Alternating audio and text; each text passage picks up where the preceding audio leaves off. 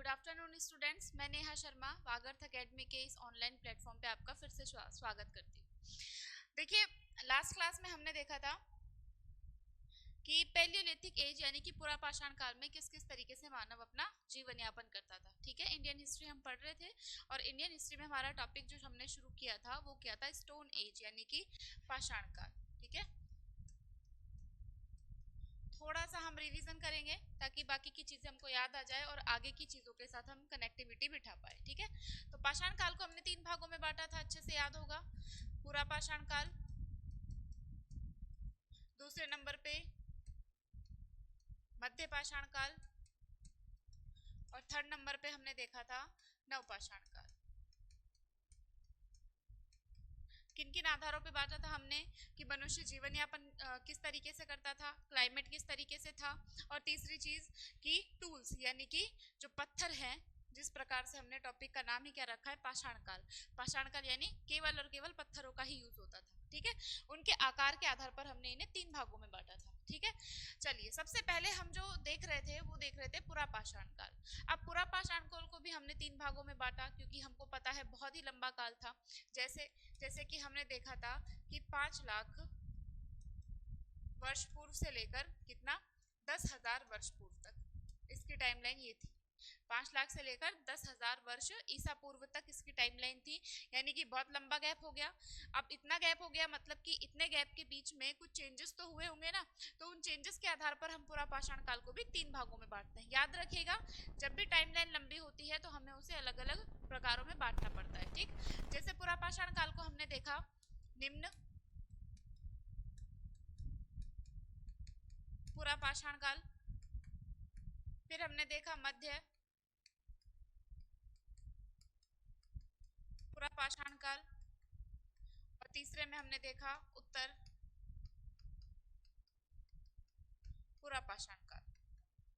ठीक है, यहाँ तक हम कवर कर चुके थे। हमने देख लिया था कि निम्न पूरा पाषाण काल की क्या क्या विशेषता थी और उत्तर पूरा पाषाण काल की क्या क्या विशेषता थी। ठीक है ना, यहाँ पे हमने देखा कि अपर जो पीलियोलिथिक एज है यानी कि उत्तर पूरा पाषाण काल है, यहाँ पर आइस एज का खात्मा शुरू हो गया था। ठीक है, आइस एज खत्म होने लग गई थी और टेम्परेचर धीरे धीरे बढ़ रहा था। ठीक है, यहाँ हमने चीजें खत्म करी थी। अब पूरा पाषाण काल जब खत्म होगा तो हमको कौन सी चीज देखनी पड़ेगी, मध्य पाषाण काल। ठीक है, तो मध्य पाषाण काल की टाइमलाइन देखो कहां से स्टार्ट हो जाएगी, 10,000 वर्ष ईसा पूर्व से मध्य पाषाण काल की स्टार्टिंग हो जाती है। ठीक है, तो यहाँ पर क्या क्या डिफरेंस है, देखो इधर आइस एज खत्म होनी शुरू हो गई थी, लेकिन मध्य पाषाण काल की जब हम बात करें तो यहाँ पर आइस एज एकदम खत्म हो चुकी थी और टेम्परेचर क्या हो रहा था, इंक्रीज हो रहा था, यानी कि टेम्परेचर कंटिन्यू बढ़ रहा था। ठीक है, और मैंने लास्ट क्लास में भी आपको बताया था कि जब टेम्परेचर बढ़ता है, टेम्परेचर बढ़ेगा तो पेड़ पौधे वनस्पति बढ़ेगी, और जहां पर पेड़ पौधे और वनस्पति होगी तो जाहिर सी बात है कि जीव जंतु भी आएंगे। ठीक है, और जब जीव जंतु आने शुरू हुए तो उन्हीं से हमने शुरू किया पशुपालन। तो अगर आपसे पूछा जाए कि कौन सी एज है या फिर स्टोन एज का कौन सा ऐसा काल है जहां से लोगों ने पशुपालन करना सीखा, तो वो काल आएगा आपका मध्य पाषाण काल। ठीक है, चलिए इन चीजों को हम बाद में देखेंगे। सबसे पहले पूरा पाषाण काल पे एक बार दोबारा से आते हैं। हमने यहाँ पर कुछ साइट देखी थी कि कौन कौन सी जगह है जहाँ पर पूरा पाषाण काल से संबंधित चीजें प्राप्त हुई। ठीक है, जिनमें से आपकी भीमबेटका एक थी।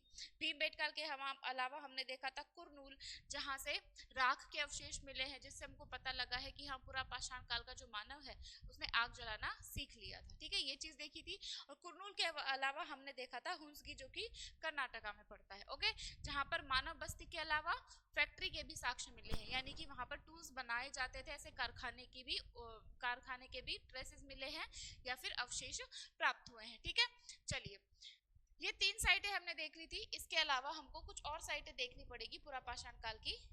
ये देख लीजिए आप एक बार, बेलन घाटी जो कि यूपी यानी कि उत्तर प्रदेश के पास पड़ती है। बेलन घाटी से भी हमको पूरा पाषाण काल के साक्ष्य प्राप्त होते हैं। लूनी नदी घाटी जो कि राजस्थान में पड़ती है, यहाँ से भी पूरा पाषाण काल के साक्ष्य प्राप्त होते हैं।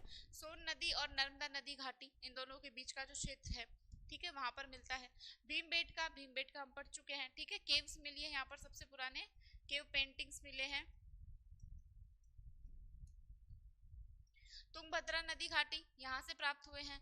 पोतवार का पठार जो कि पाकिस्तान में पड़ता है, सिंधु और झेलम नदी के बीच का क्षेत्र है। ठीक है, संघाव गुफा ये कहाँ पड़ता है, पेशावर पाकिस्तान में। इन सभी साइटों से भी हमें क्या मिलता है, पुरापाषाण काल के कुछ साक्ष्य देखने को मिलते हैं। ठीक है, इसके अलावा देखिए आगे हम कर लेते हैं जो हम पिछली क्लास में पढ़ चुके हैं।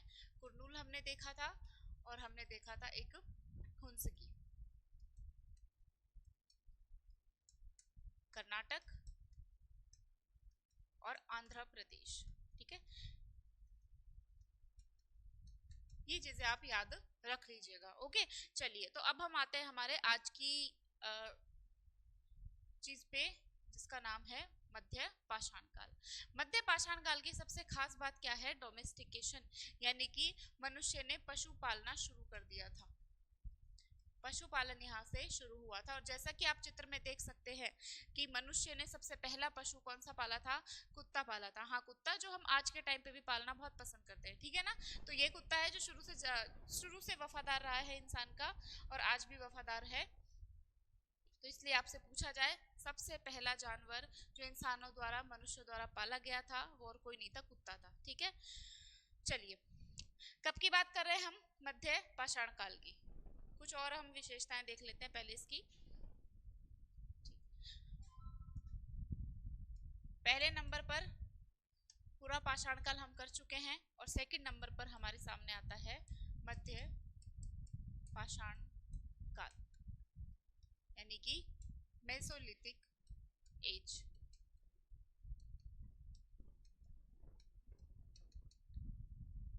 Mesolithic as.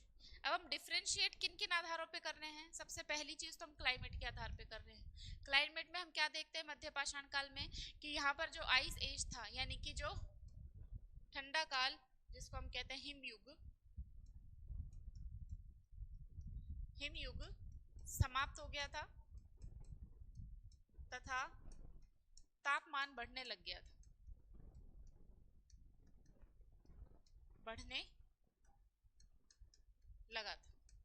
ठीक है, कौन से टाइम पीरियड की हम बात कर रहे हैं, अगर अपन टाइम पीरियड की बात करें तो देखो 10,000 ईसा पूर्व पे खत्म हो जाता है हमारा पूरा पाषाण काल। ठीक है, तो शुरुआत कहां से होगी, 10,000 ईसा पूर्व से लेकर इसका टाइम आता है 5,000 ईसा पूर्व। ठीक है, ये टाइमलाइन में आपको हर जगह कुछ कुछ डिफरेंस मिलेगा क्योंकि बहुत पुराना टाइमलाइन है, तो कहीं भी ये फिक्स नहीं है। ठीक है ना, 10,000 से 5,000 ईसा पूर्व का टाइमलाइन हम मानते हैं किसको, मध्य पाषाण काल को। थोड़ा छोटा टाइमलाइन है क्योंकि कहा जाता है कि ये एक ट्रांजिशन जोन था, यानी कि एक बदलाव था, बस बीच का काल था, पेलियोलिथिक के और नियोलिथिक के बीच का काल था। क्लियर है यहाँ तक, चलिए यहाँ पर देखो तापमान बढ़ने के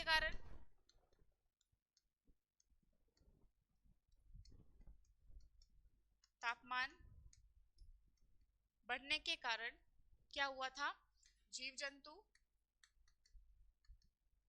व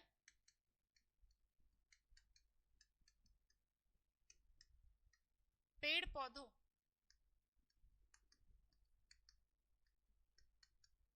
की संख्या में बढ़ोतरी होने लगी थी।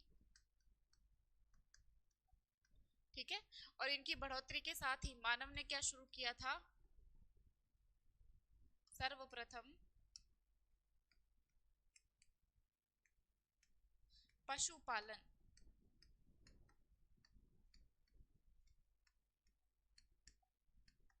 इसी काल में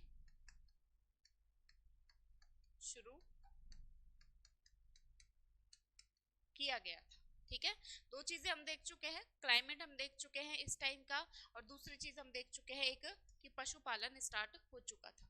ठीक है, टाइमलाइन हम देख लिए। चलो एक चीज आती है आपकी मानव के जीवन जीने का तरीका, यानी कि खान पान में वो क्या यूज करता था। तो पेलियोलिथिक जो एज थी हमारी, पूरा पाषाण काल था, उसमें हमने देखा था कि मानव के दो काम थे, हंटर और गैदरिंग करता था वो, यानी कि शिकार व संग्रहण किया करता था। ठीक है, शिकार करता था, जानवर को मार के खाता था, और जो भी उस टाइम की प्राकृतिक वनस्पति थी उससे जो भी उसको चीजें प्राप्त होती थी उनका संग्रहण करके उनका इस्तेमाल करता था खाने पीने में। ठीक है, लेकिन यहाँ पर चीजें बढ़ चुकी है, देखो, क्योंकि व्यक्ति ने क्या करना शुरू कर दिया है, पशुपालन करना शुरू कर दिया है। ठीक है, तो यहाँ पर क्या क्या चीजें आ जाएंगी, यहाँ पर वो जीवन जीने के लिए, देखो, पहले की चीजें तो चलती रहेंगी, शिकार चलेगा, संग्रहण भी करेगा, वो पहले की चीजें नहीं छोड़ेगा। ठीक है, उसके अलावा देखो, मछली पकड़ना उसने शुरू कर दिया। ठीक है, और पशुपालन उसने शुरू कर दिया, और जो भी उस टाइम की प्राकृतिक वनस्पति थी, नए नए फल आ रहे थे, वो सब कुछ उसने यूज करना शुरू कर दिया था। ठीक है,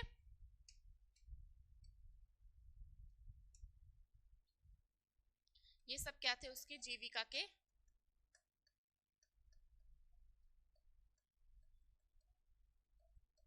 के साधन हुआ करते थे। ठीक है, मध्य पाषाण काल में ये सारी चीजें थी। अब बात ऐसी है कि डोमेस्टिकेशन तो हमने देख लिया कि मानव ने सबसे पहले कुत्ता पाला था, और मेसोलिथिक एज यानी कि मध्य पाषाण काल में उसने जानवर पालना शुरू किया था। लेकिन कुछ साक्ष्यों के आधार पर ही तो बात करेंगे ना, हम हवा में थोड़ी बात करेंगे। तो ऐसे साक्ष्य कहाँ पर मिले हैं, सर्वप्रथम पशुपालन के साक्ष्य देखो,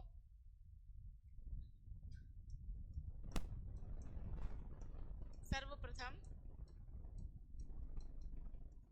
पशुपालन के साक्ष्य कहां से प्राप्त होंगे इनको, एक जगह का नाम है बागोर, जो कि राजस्थान में पड़ती है। ठीक है, बागोर और मध्य प्रदेश का आदमगढ़, ये दो स्थान ऐसे हैं जिसके लिए आप कह सकते हो कि सर्वप्रथम जो डोमेस्टिकेशन यानी कि पशुपालन का हमको साक्ष्य मिला है, वो कहां से मिला है, आदमगढ़ से और बागोर से। ठीक है, तो दो जगह हैं, आदमगढ़ जो कि मध्य प्रदेश में पड़ता है, और दूसरा है बागोर जो कहां पड़ता है, राजस्थान में पड़ता है। ठीक है, क्लियर है मध्य पाषाण काल के बारे में, ये चीजें याद रखना। और सेकंड थिंग इज दैट कि मध्य पाषाण काल को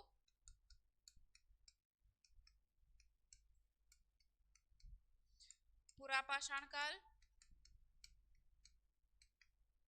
व नवपाषाण काल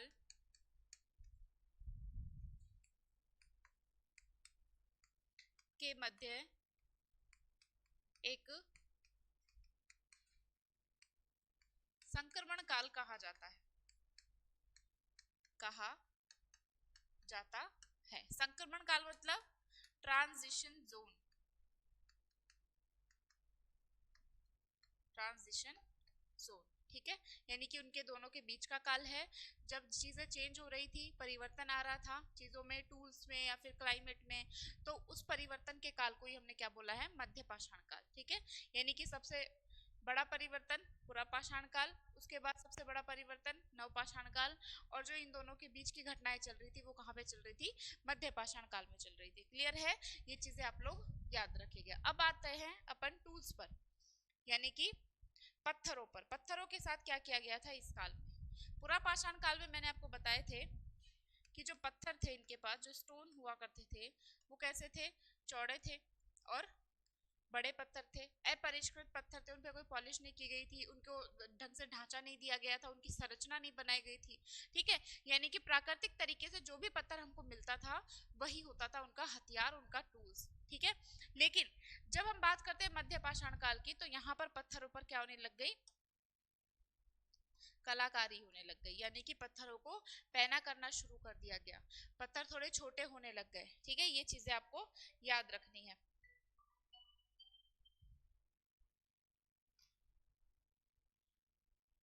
ठीक है, तो यहां से हम क्या बोलेंगे कि इस काल में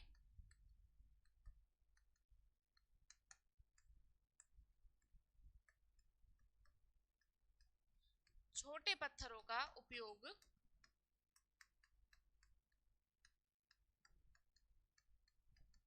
शुरू हो गया था।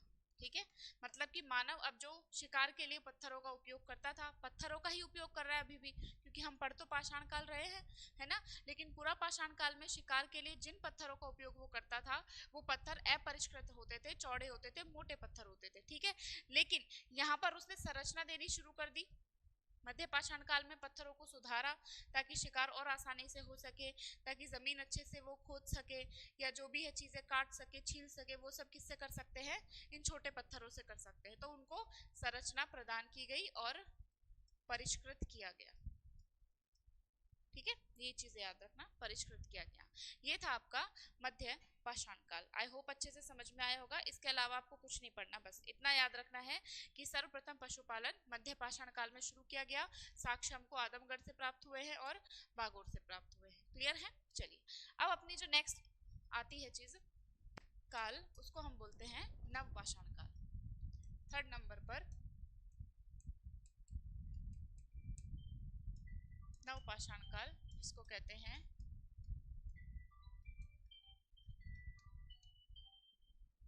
नियोलिथिक एज, ठीक है। इसके बारे में हम देखेंगे।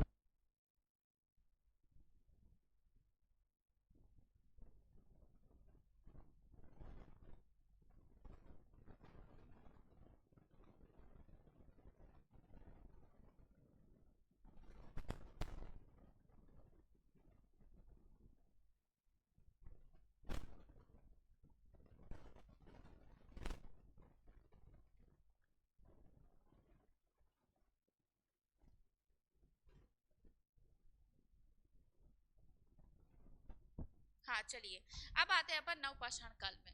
देखो 5000 बीसी तक का टाइमिंग हमने देखा था कहाँ पर, मध्य पाषाण काल में, ठीक है। अब यहाँ से आपको क्या शुरू किया जाएगा, यहाँ से हम शुरू करेंगे 5000 ईसा पूर्व से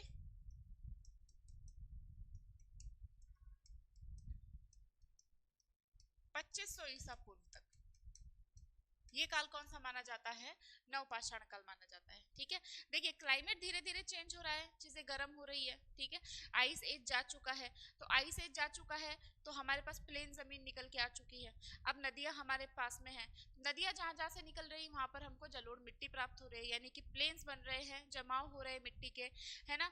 तो अब ये चीजें किसके लिए फेवरेबल होगी, कृषि के लिए। भाई कृषि करने के लिए हमको क्या चाहिए, एक उपजाऊ मिट्टी चाहिए। पहले के टाइम पे मिट्टी थी नहीं, क्योंकि आइस एज चल रहा था। अब आइस एज खत्म हो चुका है, यानी कि हमारे पास प्लेन्स आ चुके हैं। पहले हिम था, लेकिन अब हिम की जगह हमारे पास नदियां बहकर आने लगी है, जो पिघलकर नीचे की तरफ आ रही है, ठीक है। तो उससे निर्माण किसका हो रहा है, उससे निर्माण हो रहा है जलोढ़ मिट्टी का निर्माण हो रहा है। और इस जलोढ़ मिट्टी के निर्माण से ही हम कैपेबल हो पाए हैं कृषि करने के लिए, ठीक है। तो डोमेस्टिकेशन यानी कि पशुपालन पहले ही शुरू हो चुका है मध्य पाषाण काल में। उसके बाद हमारे पास कृषि आई है, और कृषि कब से शुरू हुई है, कृषि की शुरुआत हुई है नवपाषाण काल में। नवपाषाण काल में कृषि की शुरुआत हो चुकी है, ठीक है। अब मैं आपको बताती हूँ कि कृषि में सबसे पहले हमने कौन सी फसल उपजाई थी और कहाँ हमको उसके साक्ष्य मिले हैं, ठीक है। अगर आपको जगह के बारे में पूछा जाए तो जगह आप आराम से बताना, मेहरगढ़। सबसे पहले मेहरगढ़ में ही कृषि के साक्ष्य मिले हैं, और मेहरगढ़ से हमको मिला है गेहूं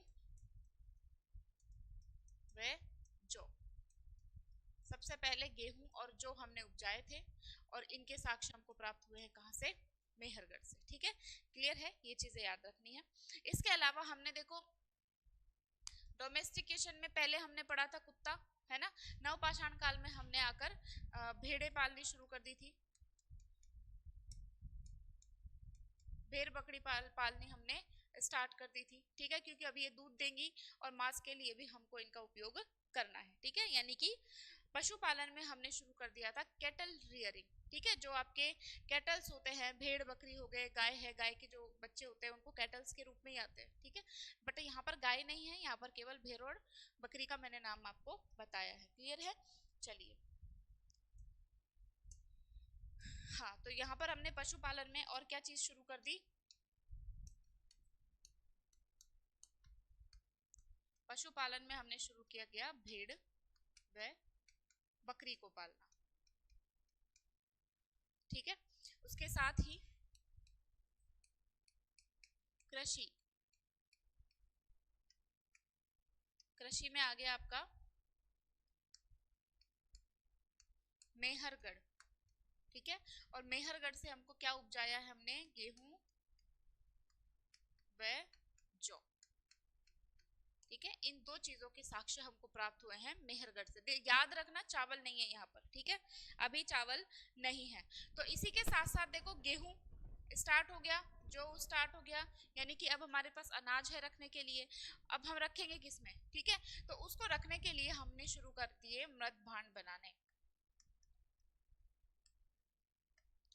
तो मृद भांड बनाने की जो शुरुआत है वो भी कहाँ से हुई है, वो भी नवपाषाण काल से ही शुरुआत की गई है, ठीक है।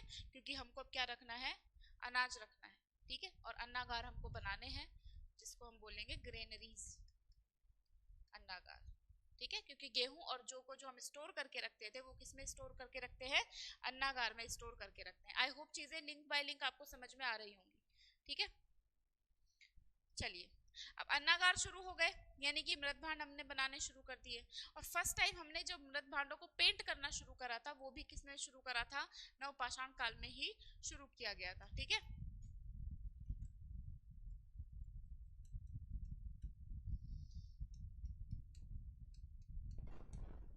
मृद भांडों को चित्रित करने की शुरुआत कहां से की गई है, ये भी अपने नवपाषाण काल से ही शुरू की गई है, ठीक है। तो नवपाषाण काल तक आते आते हमारी जो सोसाइटी थी वो थोड़ी और डेवलप हो चुकी थी। और टूल्स का आपको पता ही है, टूल्स एकदम परिष्कृत और शार्प होने शुरू हो गए थे। लास्ट क्लास में मैंने आपको इमेज भी दिखाई थी, नवपाषाण काल के टूल्स कैसे थे, पत्थर कैसे हुआ करते थे, ठीक है। यानी कि उनको और ज्यादा पहना करके और ज्यादा उनको संरचित करके अच्छे से डेवलप कर दिया गया था। बहुत ही छोटे छोटे टूल्स हम यूज कर रहे थे नवपाषाण काल में, ठीक है। अब यहाँ से अपना पाषाण काल खत्म हो जाएगा। नवपाषाण काल के बाद एक और नई धातु आएगी और उसके साथ हम पत्थर का इस्तेमाल करते रहेंगे, ठीक है। क्योंकि देखो नई नई चीजें आविष्कृत होती रहती है, आविष्कार हम नए नए करते रहते हैं, लेकिन हम पुरानी चीजें नहीं छोड़ते, पुरानी चीजें भी हम साथ साथ लेके चलते हैं, ठीक है। ऐसी ही चीज यहाँ होगी। पाषाण काल अभी चल रहा है क्योंकि पत्थर के अलावा और कोई ऑप्शन नहीं था यूज करने के लिए। अब नेक्स्ट जो आएगा वो अपना ताम्र पाषाण काल आएगा, यानी कि तांबे की खोज हो जाएगी, और लेकिन पाषाण यानी कि पत्थरों का उपयोग भी हम करते रहेंगे, इसलिए उन दोनों को मिलाकर हम बोलते हैं ताम्र पाषाण काल, ठीक है। चलिए,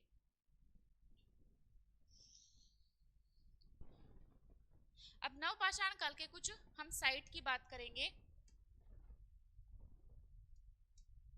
जो सभ्यता हो गई थी, यानी कि रहने के जो साक्ष्य हैं उनके बारे में बात करेंगे।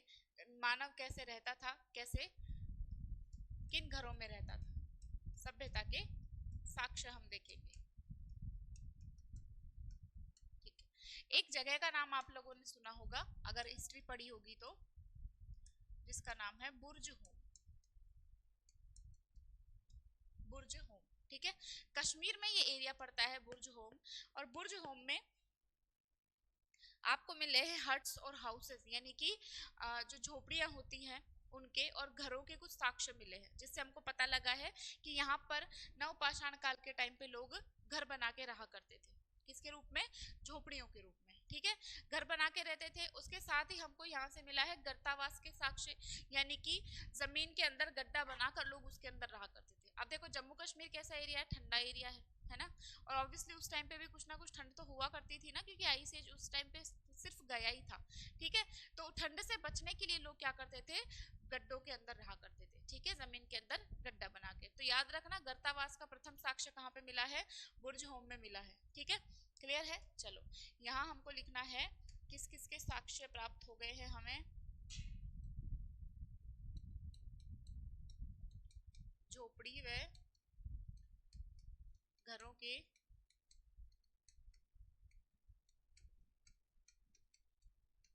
साक्ष्य यहाँ से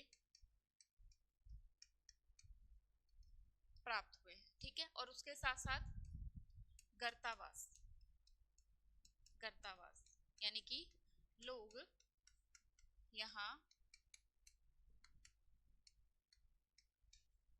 जमीन के अंदर गड्ढा बनाकर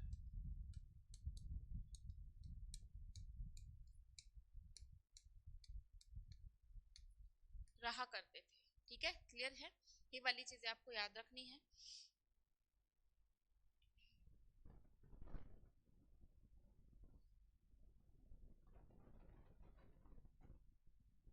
ठीक है, टूल्स का मैंने आपको बताया है, टूल्स और ज्यादा बेहतर होने लग गए थे उस टाइम पे, मृत भांड अच्छे से होने लग गए थे। मृत भांड कैसे, चित्रित मृत भांड, ये सारी चीजें हमको प्राप्त हो रही थी। ठीक है, अब बात आते हैं नेक्स्ट साइट पर, जिसका नाम है आपके बुर्ज होम। ये तो हो ही गया, बुर्ज होम कहाँ पे पाई जा रही है, कश्मीर में बुर्ज होम पाया जाता है। ठीक है, चलिए नेक्स्ट हमने एक देखा था मेहरगढ़, देख लिया। दूसरा दूसरा हम देखेंगे जहां पर हमको चावल के साक्ष्य सबसे पहले प्राप्त हुए हैं, इसलिए मैंने स्टार्टिंग में आपको बोला था कि चावल अभी नहीं पढ़ना है। ठीक है, चलिए, ये जगह का नाम है कोल्डी हवा।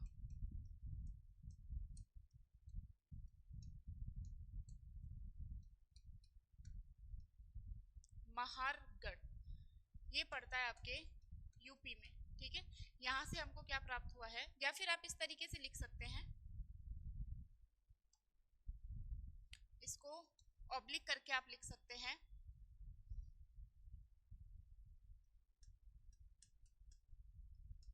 गंगा घाट। ठीक है, तो अगर आपको गंगा घाटी का भी ऑप्शन मिले कि सर्वप्रथम चावल के कल्टीवेशन यानी चावल की कृषि के साक्ष्य कहां से प्राप्त हुए हैं, तो इन जगह से प्राप्त हुए हैं। ठीक है, सर्वप्रथम चावल की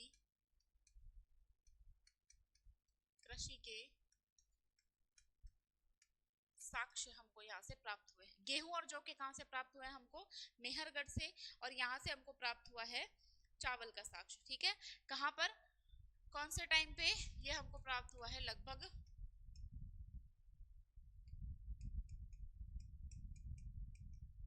5000 ईसा पूर्व। ठीक है, यानी कि जब हमको गेहूं और जौ का साक्ष्य मिला था उस टाइम पे हमको चावल का भी मिल गया था। गेहूं और जौ का हमको प्राप्त हुआ था कहां पर, कोल्डी हवा और महारगढ़ में, यूपी में, गंगा घाटी भी आप लिख सकते हो, और गेहूं और जौ का मिला था हमको मेहरगढ़ से। ठीक है, और चावल का यहाँ से प्राप्त हुआ था। ओके, नेक्स्ट साइट आती है आपकी चिरांद।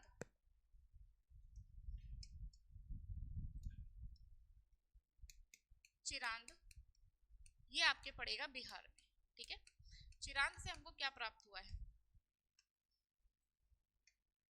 यहाँ से हमको प्राप्त हुआ है जो हिरण के सींग है उनसे बने हुए कुछ टूल्स प्राप्त हुए हैं, उपकरण प्राप्त हुए हैं। ठीक है, अगर आपसे पूछा जाए सिंपल भाषा में तो सींग से बने हुए टूल्स प्राप्त हुए हैं, और उसके अलावा हमको प्राप्त हुआ है, अगर स्पेशली सींग पूछा जाए किसका सींग है, तो डियर का सींग है, यानी कि हिरण का सींग है। ठीक है, तो ये देखो इस कहां पर है, नॉर्थ यानी कि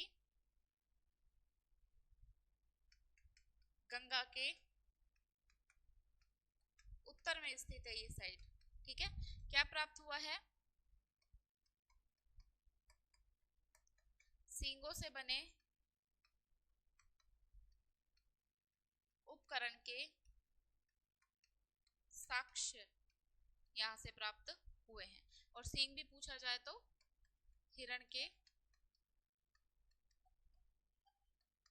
के सींग से बने हुए उपकरण। ठीक है, टूल्स, इनका इस्तेमाल ये लोग करते थे, न्यूलिथिक एज वाले लोग। ठीक है, उसके अलावा देखो और कहां कहां से प्राप्त हुआ है, इधर मैं लिख देती हूँ चौथे नंबर पर,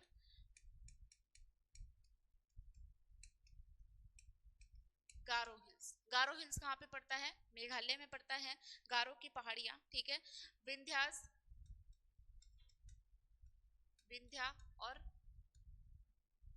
कैमूर, ये पहाड़ियां हैं कुछ। गारो पहाड़ियां आपके मेघालय में पड़ती है, ये एमपी में पड़ता है, कैमूर आपके यूपी बिहार में पड़ता है। ठीक है, तो यहाँ इन तीनों जगह से हमको क्या प्राप्त हुआ है, इन तीनों जगह से भी हमको नवपाषाण कालीन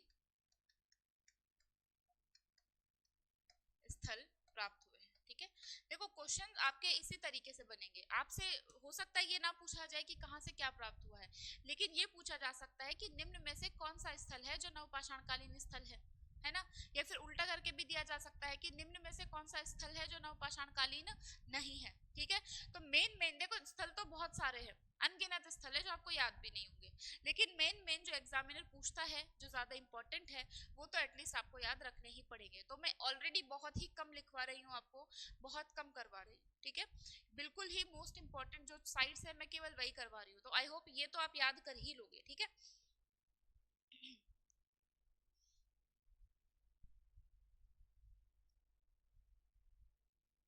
चलिए नेक्स्ट आपका आता है मेहरगढ़।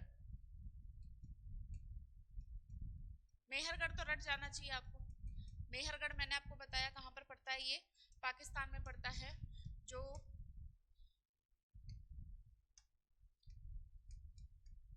बोलन घाटी के पास। बोलन और बेलन दोनों अलग अलग है। बेलन घाटी यूपी में पाई जाती है और बोलन घाटी आपके पाकिस्तान की साइड मिलेगी। बोलन घाटी के पास स्थित है पाकिस्तान में। यहाँ पर हम पढ़ चुके हैं एक बार कि मेहरगढ़ में क्या मिला है, प्रारंभिक यानी कि प्रारंभिक कृषि के साक्ष्य यहाँ से मिले हैं, जिसमें आता है गेहूं व जौ। ठीक है, साथ ही यहां से क्या प्राप्त हुआ है, सर्वप्रथम भेड़ के पालन या भेड़ को पालने का साक्ष्य।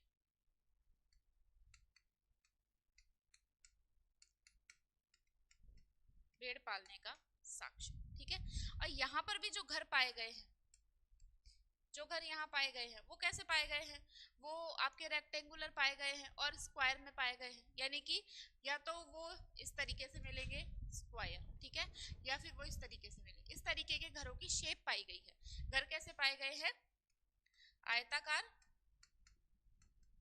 व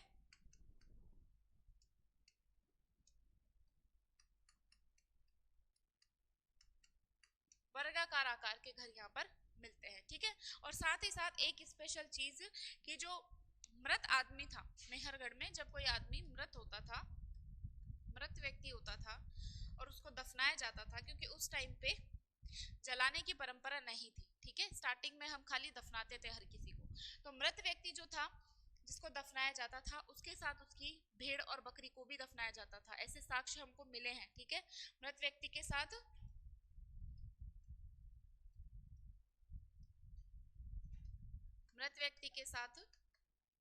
बकरी को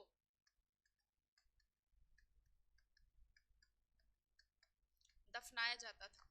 इससे क्या इंगित होता है, इससे इंगित होता है कि ये लोग आगे वाला जो वर्ल्ड होता है आपका, उसकी चीजों को मानते थे।